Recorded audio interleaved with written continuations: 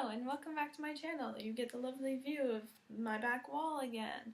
I have a bookshelf. I don't know why I don't record in front of it except that it's super messy. I bought a bunch of books lately. I'll show them to you in another video actually. I was going to show you now but it might just be too long. So again, you have this blank wall with these. There used to be a shelf here. I don't know why there's not anymore. It's not my house, but whatever, it's fine. So I'm here today because I want to talk about the books that I've read in the past month or so. The month's not over, so I'm not done all the books I'm going to read. I'm going on holidays next week, so hopefully I'll get at least a book in. And yeah. So here we go. I'm going to read off them in order of what I read. So some of them I don't have the physical copies here, partially because I read them at my other place, like I have another place where I keep all my books, and partially because some of them are on my phone or other devices. But firstly, I read 13 Reasons Why. I was watching the show, which I know came out a little while ago, but I was rewatching it and it made me want to read this because it was very popular. And then the show came out, the first season, and I didn't read it then because I didn't know if I wanted to watch the show, and then I watched the show, and then I was like, oh, I don't want to read it. Anyway, doesn't matter. But I read it when I was watching the second season because I was, like, very curious. And it's actually really close to the show. Like, it's very similar, which is nice. The show dives more into the other characters, though, which I like quite a bit. This is mostly just from Clay's point of view, which is very nice and it's very cool. It's a very quick read too. I don't remember how long it was. Like 200 something pages, 240 pages, 280 pages. But it was really quick. I feel like I flew through it. What are my words? And it was good. And also there's like cast pictures, which I like. I love movie versions of books because you get to like, I love Catherine. Like, she's great. And I love this whole cast. They're all really great people, and it's really nice seeing pictures of them. It's really cool. And the second season was really good. If anyone hasn't seen it, I like that they zelved. I just combined two words. I was going to say delve into Zach, and then I just combined it and said zelved. I like that they delved into Zach's character more. It was really nice. The next book I read was, well, I don't have this copy because I gave it to my sister for a graduation present last month, but I stole it back from her, and I read Oh, the Places You Will Go by Dr. Seuss. I've never read that before, but I just wanted to because I like Dr. Seuss and I hadn't read it before. It was good. It was, I get that why people give it as graduation presents. It's a thing that I noticed. I didn't get it as my graduation present, but I got it for her because I knew people did. And I get why they do, because it talks about all the places you will go. And that's really encouraging. Whatever. Weird. I know. And then I read We Were Liars by E. Lockhart. I forgot to mention also, this book's by J. Asher. I'm assuming you saw, but just so you know. We Were Liars. I was talking about this book in my last book haul, and I read it. I think I said I read it at the time, which I did. I actually read this last month, but it's really good. Yeah, I think I talked about it a little bit. I don't remember what I said. I should rewatch that. But it's about this girl who lives in this family who are very rich, and they have this island that they live on, and each of their families has a house. There's like the grandfather who's very, very rich, and then his 3 daughters and their family. And they each have their own house, and a tragedy happens, and the main character cannot remember it. She's forgotten. Something happened to her, an accident, which has wiped her memory. And she's trying to figure out what happened. It's really sad, but also really good. I read this really quickly, too. I think I read it in like a day and a half, something like that. It was recommended in a book club that I was watching on YouTube by Zoella. And then someone else on YouTube was reading it too, I don't remember. And so I decided to pick it up because before I thought that it just looked like, you know those like easy read summer books, like The Summer I Turned Pretty, like those kind of things. I thought it was like that, and it kind of is, but like more mystery. Like I like the twist at the end. It was interesting. It was good. What's the next book I read? Oh, I don't have this copy either because I read it on my phone, but Peter Pan. I am a huge Peter Pan fan. If anyone can see my tattoo, it's of Peter Pan. And I've been a fan of Peter Pan my entire life, but I've never gotten around to reading the book. Like, I've watched all of the movies, and I love Peter Pan a lot. Like, I have so many things. I have this just sitting right here, by the way. Just so many Peter Pan things. But I hadn't read the book, and I have been trying to read it for actually like a couple years, but every time I read it, I just found that it was like really hard to read. I don't know if it was because it's a children's book, which does make sense, but I for some reason find like children's literature harder because it's just like so in like for a younger audience. Or it was because I just didn't want Peter Pan to end. You know when you've like watched everything and you've like read everything? I mean, there's other stories of Peter Pan, like other books actually that I haven't read. But like the main Peter Pan book. It feels like an ending and I didn't want it to. Do you know what I mean by that? I don't know. It was like something subconscious that I thought maybe that's why I couldn't read it.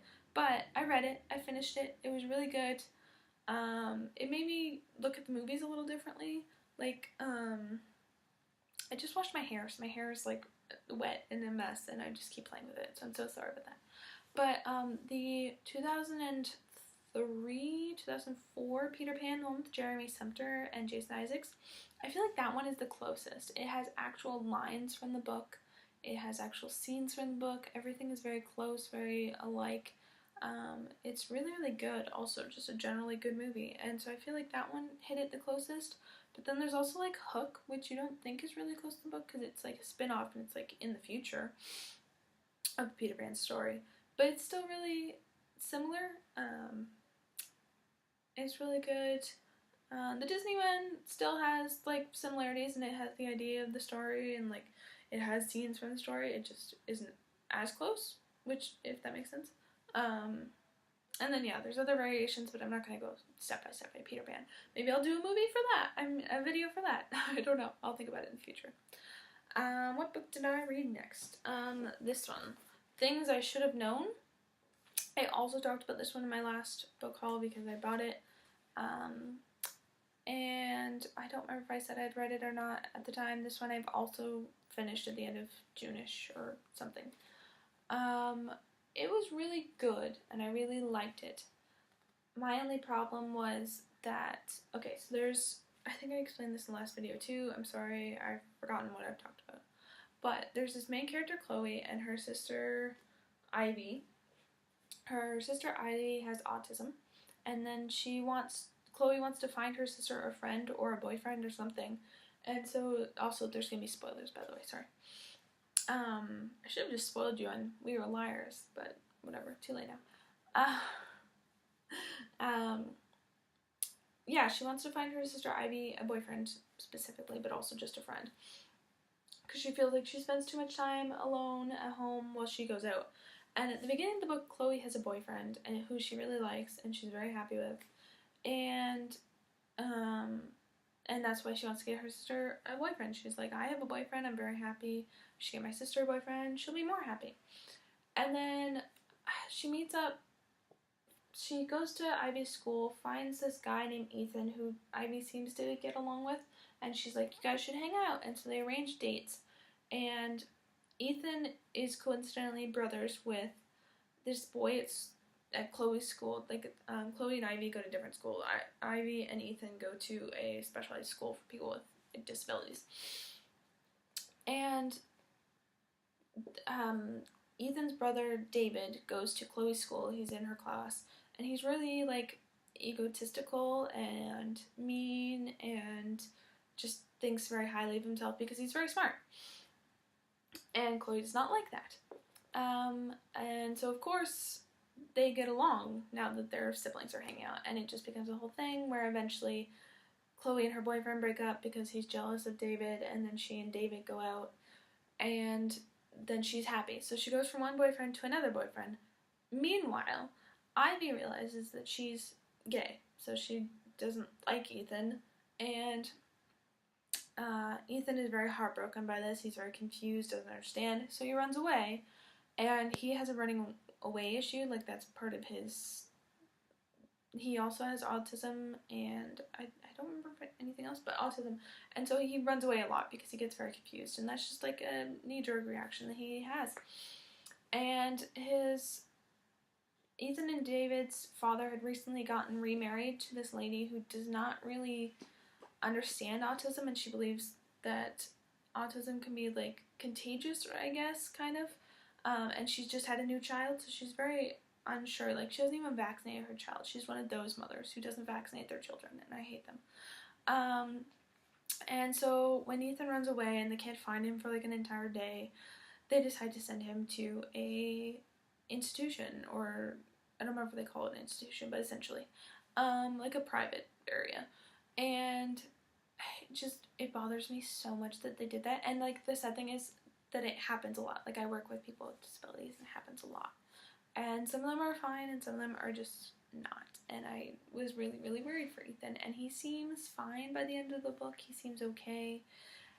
But it sent like a terrible message. And like, I get that they were trying to be realistic because a lot of families are like this. But like, by the end, it just like, Chloe and Ethan were alone. Ethan was in a worse situation than he started out with. He's not with his brother or his family. And like, Chloe has another boyfriend. Like, she went from one boyfriend to another. She's still happy. She's still in a good situation. And Ivy is alone. Like, she doesn't even, like, she tries to find this girlfriend, but then she doesn't like her, and so she's just like alone, and it's just really sad. And her friend gets sent away to like an institution, and it has this message of David being more free now that his brother's not there, so he can go to whatever like university or college he wants to. And like, I know that they tried really hard, and I appreciate the what is the word I'm looking for? The representation, because they are two really good characters. Like, Ivy and Ethan are good representations of people with autism. Like, they have big hearts, and they really care about their family, and they have personalities. Like, that is great. I feel like it's kind of sucky that Chloe has a new boyfriend by the end of the book, and Ethan and Ivy have nothing. Like, it kind of sucks. And like, as someone who works with people with disability, like, I feel like that's not fair to show. I feel like Ivy should have gotten someone, and Chloe maybe should have realized that she should be alone. Like, I don't know, if I were to rewrite the book myself, I think that's what I would have done. I don't know. Like, Ivy doesn't need someone, but I just feel like it wasn't very fair. So I really enjoyed that book. I read it really quickly, but at the same time, I feel kind of uneasy about it. Yeah. What else did I read? Oh, I read The Gentleman's Guide to Vice and Virtue. I also don't have a copy of that because I read it on my Kindle app, and it was really good, actually. I went around and told all of my friends that they need to read it. I've heard that it's really good. I have been hearing it for a long time. I just hadn't got around to reading it because it's big and expensive, so I just bought it on my phone. And it's really, really good. Like, it's really sweet, and I really liked it. Yeah, I thought it was really interesting, and something I hadn't read in a long time. Having historical fiction, and then having a gay character and a gay relationship that's like very friend-based and like unrequited and then requited, and it's really cute. And they hung out with pirates, and they went across the country, and they did a lot of things, and they went on this mystery journey, and it's a really cool story, and I really, really enjoyed it. And I know there's a sequel coming out next month, or this fall, I think, soon, and I'm very excited for that, because it was really, really good, so anyone should read it. And then I read this book called All My Friends Are Superheroes. Again, I don't have a copy. I'll put up pictures somewhere if I figure out how to do that. It's really cool. This YouTuber I watch, Carrie Hope Fletcher, she read it years ago, and I thought about reading it, and then I stumbled on it, and I was like, oh, I'll read it. And it's kind of interesting, because essentially, it's really short, it's really thin. I don't remember how many pages, but I want to say, like, less than 200, for sure. Like 150, maybe. But it was interesting. It's about this guy who has no superpowers, but all of his friends are superheroes. and all of them have superhero names. Like, his wife is the Perfectionist. There's the Cuddler. I don't remember all of them, but like there's like a whole bunch, and a lot of the chapters are just describing different superheroes, which is really cool and just random. And then there's like the B storyline of the main character and his wife. At their wedding, one of her ex-boyfriends hypnotized her so she didn't see her husband anymore, and it was really sad because like for months she couldn't see him even though he was there, and anytime he tried to touch her she'd like get sick, and so he couldn't like interact with her very much. He would just like be there, which is a little bit creepy because he would just like watch her, and like, I mean, I get that it's his wife and he wants to hang out with her and like he's trying to communicate with her somehow, but it was borderline creepy. In the end, it had a happy ending. They figured it out. Spoiler, sorry. But it's really good, I think. I liked it. Yeah. It was weird because it didn't really have a plot. Like, it kind of did but didn't at the same time. But it was cool. It was really good. And it was nice seeing just, like, everyday kind of superheroes. Like, the Cuddler is a guy who just, like, he's just sleeping, and then he gets this feeling that someone in the world needs cuddling somewhere near him. So he goes to them and just, like, comes and cuddles them, which is really cool and really sweet. Also creepy, because the doors would just be unlocked for him. But other than that, it'd be fine. Yeah. And that's all that I've read in the past month or so. I bought a new tablet, which you can't really see very well. And I started reading the Neverwake World. Is that what it's called? I think it's called the Neverwake World. Which is really good. Neverwake Wake. Jeez, Emma. The Neverwake Wake. Also, look at my tablet cover. It's really cool. It's like constellations.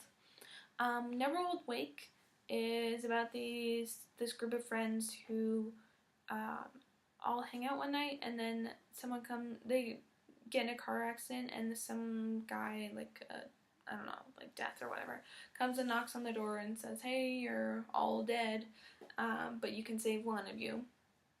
So they all have to vote each night and decide who they can save. And obviously it's not unanimous yet. Like, I'm only 8 chapters in, but they haven't picked anyone yet. So they have to decide which one of them they're gonna save. And it's really cool. So far it's good. Yeah, so that's all the books I've read in the last month or half or so. Thanks for watching. I will do another haul of the books I've gotten recently, maybe in a couple weeks. Because I bought my Kindle, I'm hoping not to buy as many books because I don't have the shelf space, and also I don't have the money to keep buying books. I have a couple other things I want to do, and as much as I love books, they cost a lot, especially if I buy them at Indigo, which is where I like to go. I should probably secondhand shop more, but I just don't, because I like newer stuff sometimes, and also it's just fun. Like, I like the atmosphere of Indigo. But anyway, I'm not talking about Indigo. I'm not like here to talk about Indigo.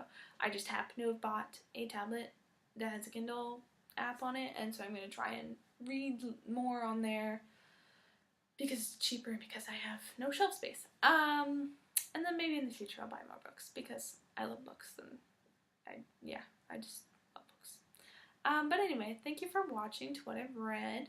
Hopefully you will like some of these books. They're really, really good. I recommend all of them, and I'll see you